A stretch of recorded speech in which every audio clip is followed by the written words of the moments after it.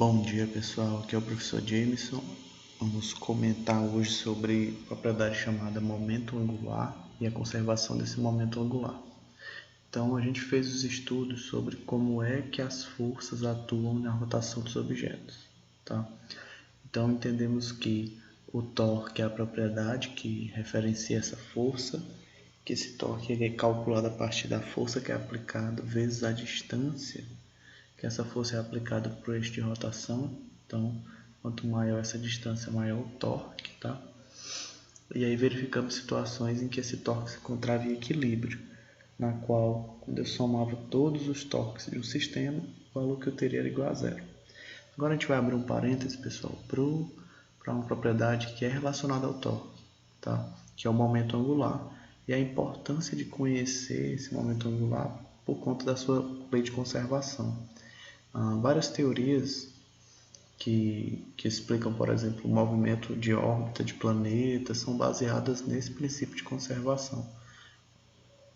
Você conseguir prever, por exemplo, após colisões de objetos, quais serão as suas velocidades, é dado por esses princípios de conservação. E antes de a gente falar sobre o momento angular, a gente vai relembrar, tentar entender um pouco sobre o momento linear, que é estudado lá em física mecânica, tá? Então, dentre as últimas propriedades avaliadas, a velocidade angular e o torque são produtos entre dois vetores. Então, quando a gente pensa lá na velocidade angular, vai ser a velocidade linear vezes o raio, né? Vezes relacionada à distância que essa partícula está do eixo de rotação, vai gerar um vetor, que é o vetor velocidade linear, e o mesmo acontece para o torque. Vai ser uma força tangente relacionada a um vetor de raio, que vai gerar essa nossa propriedade chamada torque. Tá? Quando a gente pensa em momento, e aí momento foi uma ferramenta utilizada por Newton, lá quando ele escreveu as 3 leis básicas do movimento, né, da dinâmica. O momento linear foi a base teórica que ele utilizou na época. Por quê? Porque até então, quando se faz o estudo lá de cinemática, velocidade média, aceleração, movimento uniformemente variado, em nenhum momento a massa importa para esses tipos de movimentos. Se pegar as equações do movimento lá, nenhuma delas relaciona a massa.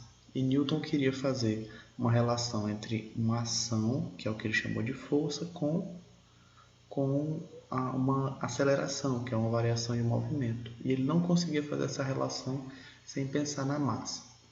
Verificando isso, ele sugeriu uma propriedade que é chamada de momento linear.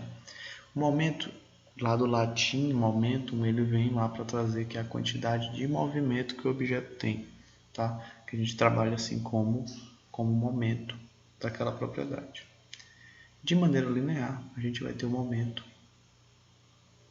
calculado a partir da equação que é apresentada aqui abaixo, que ele é representado por P, e ele vai ser igual a massa vezes a velocidade ao quadrado, vezes a velocidade, tá?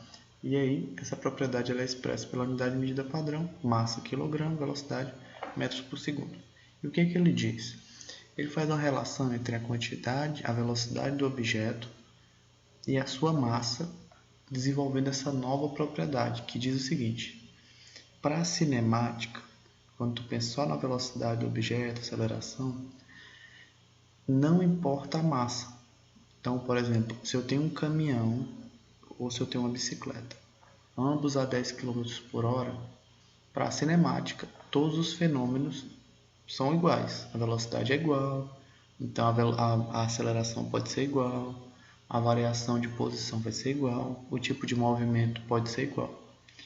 Para relacionar com forças, não, porque a gente sabe, né, que o caminhão tem uma massa muito maior e para um caminhão a 10 km por hora ou uma bicicleta a 10 km por hora, há uma diferença na força necessária para frear esses dois objetos. Foi isso que Newton observou e trouxe como essa nova propriedade, de que os objetos têm uma quantidade de movimento, que é igual à velocidade deles, mas também à sua massa. eu posso ter objetos de diferentes massas à mesma velocidade, só que o comportamento da força é diferente. Se eu quero acelerar um caminhão, se eu quero acelerar uma bicicleta, o esforço é muito menor na bicicleta. Se eu quero frear um caminhão, se eu quero frear uma bicicleta, o esforço é muito menor nos objetos de menor massa. Então, o caminhão ele tem uma quantidade de movimento muito maior. Tá? E aí, Newton partiu desses estudos de maneira linear, pensando em movimentos lineares para trazer essa equação. Quando ele escreveu lá a segunda lei da dinâmica, que fala força resultante é igual a massa vezes aceleração, no seu manuscrito ele trabalha com essa propriedade aqui. Ele diz que a força resultante é igual à variação do momento linear em função do tempo. Porque o que acontece? A massa do objeto não vai mudar em função do tempo, mas a velocidade, quando você aplica uma força, muda. Então, é uma propriedade importante que a gente agora vai começar a olhar para ela de maneira rotacional. Tá? Então, de maneira angular, essa minha propriedade, que é o momento angular, vai ser representada por L maiúsculo, ou tem livros que usam L minúsculo, a gente vai adotar o L maiúsculo. E esse momento angular ele equivale a o momento de inércia vezes a velocidade angular do objeto. Professor, para que serve? Ele indica a quantidade de movimento que esse objeto tem rotacional. Então, a massa, quanto maior essa massa, maior a quantidade de movimento. E essa propriedade é relacionada ao torque. O torque resultante é igual à variação de L em função do tempo. Então, quando o sistema está em equilíbrio, L não vai variar, que é os casos conservativos. Quando o sistema não está em equilíbrio, o valor de L muda porque existe algum torque resultante diferente de zero. Para a gente praticar aqui, eu trouxe um exemplo para a gente calcular esse momento angular. Então, no exemplo diz o seguinte, olha, um cilindro de massa 4,7 kg e o raio de 0,4 metros é um componente de uma grande máquina industrial e gira ao redor do seu eixo de simetria central com velocidade angular de 2,4 radianos por segundo. Então, vamos calcular qual o momento angular dessa peça quando está realizando a rotação. O cálculo do momento angular precisa de quais propriedades? Do momento de inércia e da velocidade angular. Então, vamos aplicar aqui. O primeiro passo é calcular o momento de inércia, que é uma coisa que a gente já vem fazendo algumas aulas, né? Então, para um cilindro girando, cilindro maciço, girando no seu centro radial, vai ser essa equação, massa vezes o raio ao quadrado sobre 2. Aplicando os valores, eu vou ter momento de inércia igual a massa, 4,7 kg, o raio, 40 centímetros, 0,4 metros ao quadrado, dividido para 2, que dá o valor de 0,376 kg vezes metro quadrado. O segundo passo é calcular o momento angular. Então, como é que calcula o momento angular? O momento angular, que é essa quantidade de movimento de rotação dessa peça, vai ser igual ao I, que é o momento de inércia, vezes a velocidade angular. Aplicando os valores, L vai ser igual a 0,376 vezes 2,4. Então, o valor de L vai ser igual a 0,9024 kg vezes metro quadrado por segundo. Momento angular vai ser kg vezes metro quadrado por segundo. E se eu quero verificar a variação de torque, eu posso dizer qual foi o torque que foi exercido quando eu conheço quanto variou esse valor de L. Então, se esse valor de L alterar a diferença entre o de agora e o outro em função do tempo, vai ser igual ao torque que foi realizado no sistema. Mas por que a gente vai utilizar essa propriedade? A gente já conhece bem torque, ela é utilizada em alguns casos, como eu comentei. Por ser uma propriedade conservativa, ela tem uso, assim como as propriedades conservativas lineares. O momento linear ele é útil para prever colisões. Quando você bate dois objetos, você consegue fazer a previsão de velocidade, direção, tudo a partir das colisões.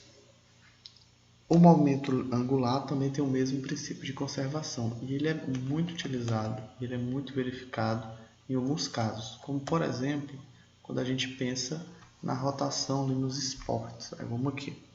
Quando a gente tem aqueles esportes de patinação ou no salto ornamental, o que acontece?